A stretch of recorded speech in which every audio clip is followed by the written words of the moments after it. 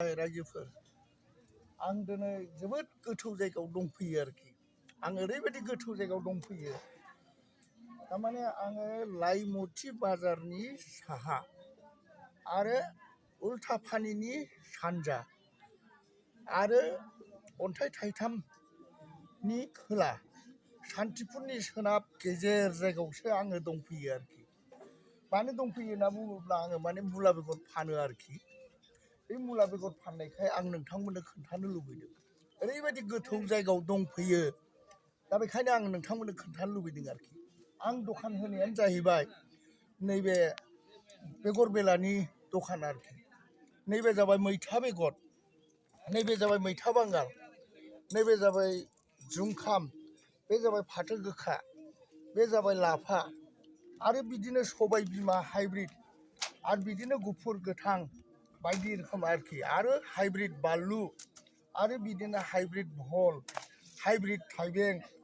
Hybrid जिंखा hybrid तिता कलरा बेफोरबायदि फानो आरोखि दा रायजो राजाफ्रा गासिबो बायो मोजां मोनो आं बेखौ फाननाया दानिल' नंला आं बिराद गोबावसै माने नोंथांमोना आंखौ सिनायखायो जानो हागौ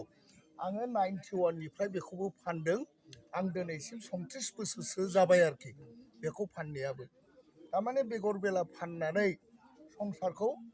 जाबोनांदों आरो लोगोसे नोंथांमोना सिनायखागौ एकथिनियाबो गायो होननानै नोंथांमोना आंखौ सिनायखायो दा आङो गोथौ जायगायाव दंफैयोआनो जाहैबाय लाइमुथिनि साहा उल्थापानिनि सानजा अन्थाइ थाइथामनि खोला सान्थिपुर बाजारनि सोनाब माने आङो बे जायगायाव दिनै जिया बाजार होननाय दङ बे जिया बाजाराव आं बाजार खालामफैदों जोङो फिसा फिसा दखान होयो जोंना बे दखाना बे मुला बेगरानोसै बेखायनो आं नोंथांमोननो खोन्थादों रायजो राजाफोर दा लोब लोब बायो रायजो राजाफोर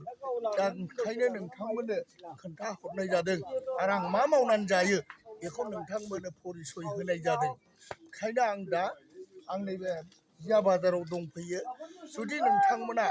आंनि नैबे दखान होनायखौ मोजां मोनोब्ला शेयार खालाम साबस्क्राइब खालामना हो गोजोन्थों।